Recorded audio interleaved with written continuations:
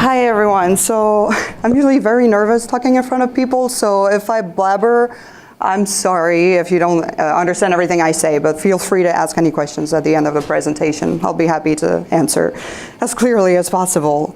So I am indeed part of the Doodle team. I've been an artist there for now 2.5 years. As an introduction, I was based in London for about 2 years and moved in recently to San Francisco to join the team in the San Francisco office where all the artists sit. And to remind a bit the purpose of the doodles that you see on the homepage, it's about building an emotional connection through creativity and craft. So I want to quickly show what the team is composed of, if you say that. English is not my primary language, so. We are about maybe 10 artists with some marketing, PM, and engineer, and a dozen of engineers as well that sit in the Mountain View office. So we all work in hand with them. It's very interesting for artists to be able to communicate with engineers. I don't come from that background, so it was a new challenge, which has been very interesting at Google. Just to give an idea, anybody can pitch any doodles ever, any themes that you would find interesting. The purpose of every doodle is to create a positive impact, like to celebrate people or event that had a positive influence in the world. So here are some examples of scientific discoveries, national days, celebrating big artists, sport events, teachers, female or male activists, Earth Day, human research on the outer space, celebrating love as well. Anything that's positive impact. So, which brings me to this special doodle that we created for Georges Méliès in collaboration with all these teams that you see here. So Google Spotlight Stories that we work hand in hand with to create this piece of art. Google Art and Culture set in Paris that let us access like the Cinémathèque in Paris, which has all the archives for all the films. So we were able to access a lot of films from Méliès, which was amazing. And finally, Nexus Production, which is an amazing studio based in London that have all the 3D people that would help build the experience. So I co-directed that with an amazing director that is set in London called FX Kobe, which is not here, unfortunately. I thought I was maybe gonna start by showing the film. I don't know if everybody saw it. So just for a start, you can find it on YouTube and have the 360 experience directly on the platform, which is great. The best way to do it is with a headset, but I understand not everybody has it. So this is also a way of seeing it. I'm gonna show it right now.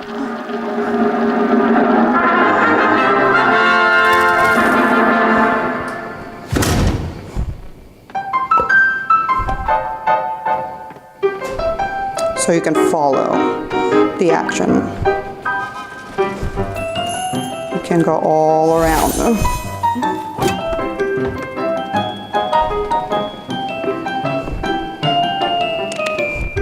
Whoop.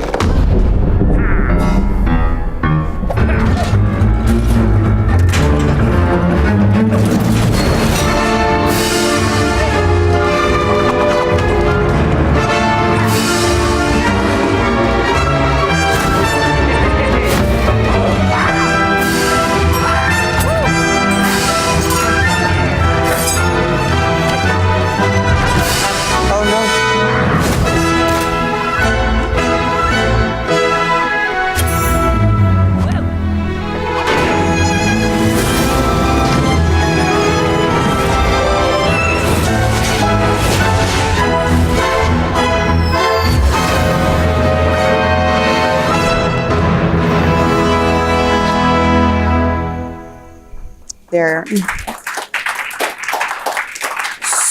So I followed the main action for the first time you see it, but if you look it over and over, you'll find all around in the 360 space a lot of little surprises and little moments that people like to look for. So I'll give the link for anybody that wants to try it out. Oops, that's not the one. So I wanted to go quickly through the process. So I'm an artist, so I'll elaborate more on the art process for the project and creating the story through VR. It starts with the pitch. I know I had in mind to do something about Georges Méliès for a long time. He is, as some of you know, the father of visual effects, and I thought it would be an important, very important person to celebrate on the homepage. I know when I say Georges Méliès, a lot of people don't really know the name, but it's when we show that image that, of course, it comes to people's mind, like what he's done. So the first step was to present what he's done. So he's a French director, actor, illusionist. He's a cinema pioneer. He did his first film in 1896. Is that me? He is the father of science fiction in cinema and created more than 500 films. So that's short films, not like hour-long films. But he basically influenced a lot of directors that came after him. He basically took the film aspect from documentary to fiction and magic. He saw the potential of what the camera could bring recording images and use his magician skill, because he was a magician before being a filmmaker, and he wanted to bring that in front of the camera. So he developed a lot of tricks, double exposure, arrêt caméra, we call it in French, playing with all of these. It's fascinating. He has a lot. So why VR for this specific project? We thought it would be the perfect subject for VR technology, the right platform for the right content. It was the best way to celebrate Méliès' achievement, because he used the latest technology he had available back then to share his stories. And we thought it would be the perfect medium to use the technology we have available today to express what he's done. So it's about bringing human touch through technology and allowing people to discover VR and 360 at a bigger scale, to put it on the homepage. So what kind of story and experience we wanted to tell? Méliès has always been a child who never grew up. At some point in his life, he also was a seller, I think that's the word, in a toy shop. It's kind of a sad story, but we wanted to really bring all those ideas to create a little film, and I thought it would be great to set it in a toy world directly, and found it very interesting in VR also to play with the scale. Like suddenly you're in a world that's not your scale, and you can play a lot with that aspect. First step is to find all the references. It's very, very difficult to pick just like a percentage of everything he's done to choose to represent. Like 500 films is a lot. I've only watched maybe 30. So we picked a bunch of films that he created and picked some specific scene to show. I'm gonna talk about the story breakdown, which is a very important step. When you approach a VR film, what's very difficult is that you don't have a frame to create your storyboards and your images. So how do you approach it is very tricky. I came up with this drawing very early on to really start and set the stage. I approach it a bit like when you go to a ballet or the opera or a theater, and you choose to look at what you want, but you also have the opportunity to go and explore a different part of the scene. So the first part would be where the main scene would take place. I noticed in VR, I mean, it's very cool to go all look around, but people like after a while tend to focus on what's in front of them. So we really wanted to keep the main action going like 180 in front of you and not really go beyond that from a storytelling point of view. The second part would be secondary action, so having like little musician play all around. You could like go and track them around if you wanted to. It's still part of the story. And the third part would be anything behind you. So you can look away from the story and explore your own thing. It could be little toys, playing, looping. You find a lot of little surprises around it. So we really wanted to play with that aspect. And what is great about the Google Spotlight Story app is they developed this system that whenever you look away from the main scene, it would wait for you. So you never have this FOMO, the fear of missing out. I don't know the word. So whatever you look, the action would wait for you, so you would come back, and it was a challenge. We worked with Mathieu, the composer, to also fit the music in, to try to ease it back when you come back to the scene, so that it's not really visible that you looked away, if that makes sense. But so that was all very interesting challenges to try and figure out. These are the main characters, so it's basically just two characters, the Queen and Méliès, and then he duplicates himself all around with the little musicians and all that. So these are all very early drawings. I'm going to show the first pass of the storyboard. So just to show you an idea of how we approached it at first, I used a software called TV Paint. So that allowed me to really move in the scene and create the characters on top of it. So you could see different colors for every beat of the scene that I wanted. And that's the very first step to create the film. This is what we sent to Mathieu right away for the music. Created a first animatic. So the animatic is basically using those storyboard images and adding a reference music on top to see how it would feel. I'll just do a little extract. Oh. Yes.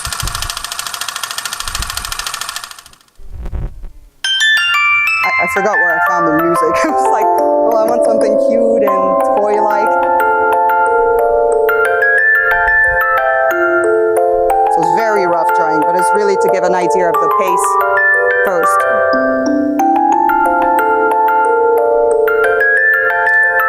I'm not going to play the whole thing, but you get an idea of how it is. And maybe we'll talk about music after. Yeah, we'll talk about it at the end. Parallel to that, I also drew a basic layout next to the animatic to show where every scene would be set, so that the 3D artists could visualize easier where every action takes place, because it's difficult to just do it in like little frame drawings. So this is the same story told that way. We're very, very rough drawings, but as long as you get the attention. So I forgot what I want to also to share the first 3D pass. That's what it looks like. It's very, very rough, but it's a very important step to know exactly where you're going to put your objects, and if the animation works well, if you don't turn your head too much. It's really about finding the right pace. We had a lot of version of that, and finally we agreed on this one to be the good size, the good scale, everything. So it's just to share like the first ugly look of what a 3D film is like. I'll share quickly some visual development that I've created. Wait. Oh, I forgot it. Okay, it doesn't matter. So here are very early design that I've made. Since it was set in a toy world, it was important to really keep simple shapes. Felt like it was a toy that you were looking at, so I wanted to really have roundish shape, not a lot of, having really smooth lines. Sorry for the lack of vocabulary. Working on expression, it was important to have really big eyes so that we're able to see the expression, because VR sometimes quality is not like super high def, so it's very important to have clear features on characters to be able to see them very clearly. So here's the final lineup of characters that I've drawn. And the 3D team was amazing at adapting it in 3D. I was blown away when I saw the first thing that they did. It looked like 2D and 3D. This was amazing. So it was amazing to work with them. They really got the right feel. Here are some references, costumes from Méliès' film. More expression design sheets that I've done to help the modelers understand how the head moves, squash and stretch, all the different kind of expressions that they could build on the 3D model. Some props design, so we went through a lot of 1900 toys references to create like some original design based on Méliès's film. Same, they created really, really great 3D based on the design. And of course, so we had the set. This was always a good reference to see where everything was. Here are some color tests that the 3D artist developed. And here you can see a bit of a 3D scene where they're trying to figure out how to adjust colors based on the illustrations that we've done. I have no idea how to explain this, but we just came in and said, we want it to look like that. And they were like, sure. And it's crazy. It's like working with magicians. It's amazing. So, yeah, I'm not going to show the whole.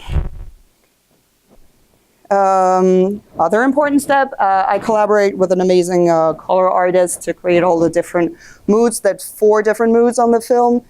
An important thing that we really wanted to respect the fact that when Georges Méliès created film and colors, they had to individually paint every single frame on the film. So they couldn't use a lot of colors, and we really wanted to keep that monochromatic feeling. So we would always have a big dominant color in each of the scenes, as you can see here. I'm going to share a quick making of that we've done during the process. That might explain it better. So the Google Doodle team wanted to celebrate Georges Méliès, one of the pioneers of cinema and the inventor of special effects. A Google Doodle is those little illustrations or animations that you find on the homepage when you do a search. But it's the first time we collaborate with Google Spotlight Stories. The idea was really to do something pioneering, like Méliès was, so let's do a 360 film, use all the tricks in all the films he's made within these 2-minute stories. So I really wanted to emphasize very ornamental, painterly feelings to all of the assets that we did. Really big eyes to really catch the expression, the squash and stretch from the arm, the legs. He did what I call, when I brief the animator, unnecessary gestures. So, he could show this plant, but he could also do like, I love that. We were super lucky. We got in touch with the Cinémathèque in France. The Cinémathèque owns the biggest collection of everything that used to belong to Méliès. All the films, all the objects, the costumes. Having their involvement and approval was extremely important. Super! The most interesting version of the film is the interactive version of it. The film actually stops and waits for you, and we're having some fun coming up with the tricks that allow you to seamlessly rejoin the action of the film. Google Spotlight Stories will have developed software that allow us to make interactive films in quite intuitive and fun way. For anyone that did flow diagrams at school, it's a very similar thing where you can set up a number of different story graphs based on where you're looking or based on what else has happened in the scene. We are here today to record the score with the London Symphony Orchestra in this beautiful, beautiful recording studio. It was amazing having a whole orchestra. I was very touched by it. For this VR approach, we thought that Google Spotlight Stories was the perfect team to work with. We have a constant stream of communication with our friends at Google Spotlight Stories. This isn't our first project with them. We've established a relationship with them, and we can start at university level rather than kindergarten level. Méliès, what he did in the cinema industry, he was too much of a pioneer that we had to translate that with the tools that we have today. If you had been able to use 360, he would have used it because he was an explorer, and we really wanted to make him shine again 118 years after he did these beautiful films. Just like cinema, VR is soon going to become like a social experience, something you share with other people. Yeah, it's interesting to think about all the possibilities that it can bring. It's so good. I'm super excited about storytelling with these new technologies that are going to evolve.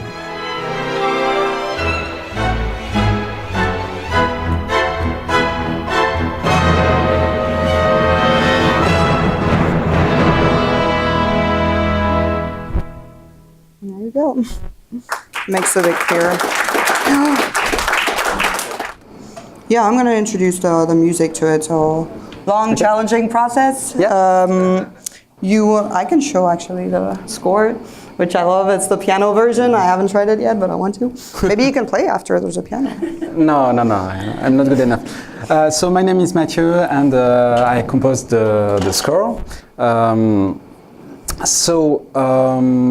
Let's say that it was a very challenging and very exciting project to work on, because it implies many changes. It's not like a regular movie where you just have a straight music. It goes from beginning to the end. Here, the viewer can turn his head, and then the action sometimes stop. So you have to find a solution. We try to avoid a looping music that will be very, very annoying for the viewer. So we try to find some ways to end the music and then go into the music again and do it smoothly. So you can enjoy it only in the VR, Google, the Oculus version. The HTC Vive Yeah, version. HTC Vive, and sorry. the Google Spotlight stories. We Yeah. have different platforms where you can play the film, but you gotta have the interactive version. Yeah. So Hélène showed you before the reference. Maybe So we you could can show. hear the Scott Joplin's The Entertainer. Oh, at the end though. Yeah. Oh yeah. Yeah, this one, an American classic. So using temporary music is a traditional way to work on a project. Directors choose music and put on their images, and then ask the composer to do something that looks like the same music but not exactly. And usually it's a Hans Zimmer score, so that was very original to have some Scott Joplin's music.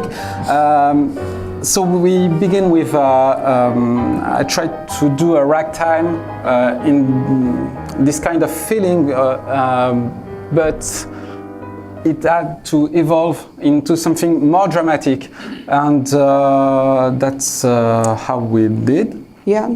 Yeah, it helps. I know I have the version. I send you through Yeah. email. I'm sorry. Can we? I send you the version through email because it was on my computer. We're very prepared. Yeah. Just to share the first. Embarrassing thing is people see how many tabs I have open. We all have those. I have the I same. think I have the. So when did you send it? Like 10 minutes ago, 15 minutes ago. Okay. Yeah, that's the one. Yeah. Just to give an idea of the first It's version. a mock-up with virtual instrument, and that's the way the composer works with the director. They send.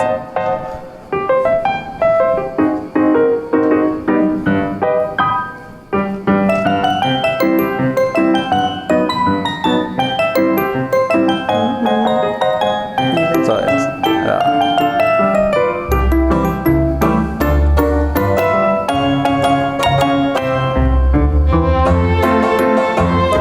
Yes. Should be wonderful.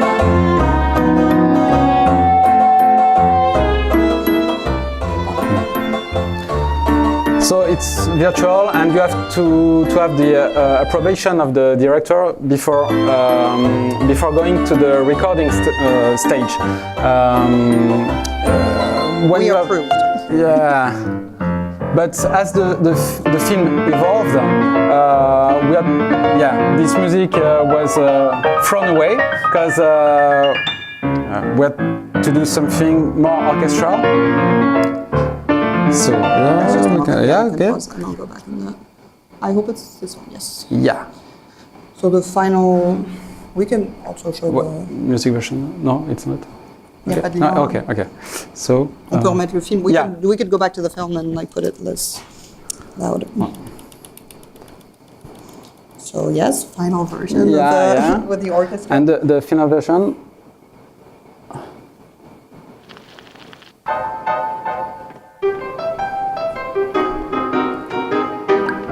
So of course recorded live with live instruments. And adding the sound on top. Yes, of course. Maybe a little bit later. So The composing stage was a really back and forth working method because I began on the animatic, who was really rough, and then the animation came, and I had to make some adjustment on the music, and then they have some new idea like this one, making a waltz. So I had to change the music, a part of the music, to transform the music into a waltz, which was not intended on the previous version. Yeah, it's communication through the whole way, right? And then we will show you to finish the recording session with the musician. So you can introduce the London Symphony Orchestra. Yeah, it was an amazing skip to 112 to avoid me speaking and trying to kill your language. Sorry. So yeah, it's recorded at Air Studio in London with the wonderful London Symphony Orchestra. Recorded such small music like Star Wars and Superman and Indiana Jones. So it's the best musicians for films, right?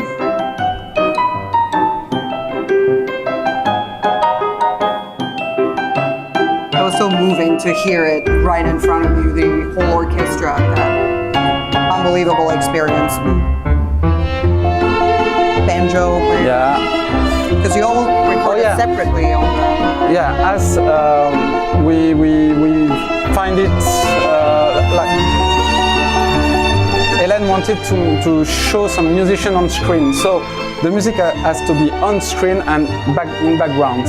So we have to record every musician that you see on screen separately in order to when you're experiencing the film in VR, when you go in front of the musician, the sound of the musicians is right in front of you. Yeah, it's right in front stereo. of you. So in the mixing thing was very complex to be. Sorry. So I look forward to it was to put together. Yeah, to put together and to have an immersive sound, but also a regular mix. It was very a lot of levels, yeah, lots of levels piling up, of course. Crazy effort, but good challenge, right? Yeah, and very exciting.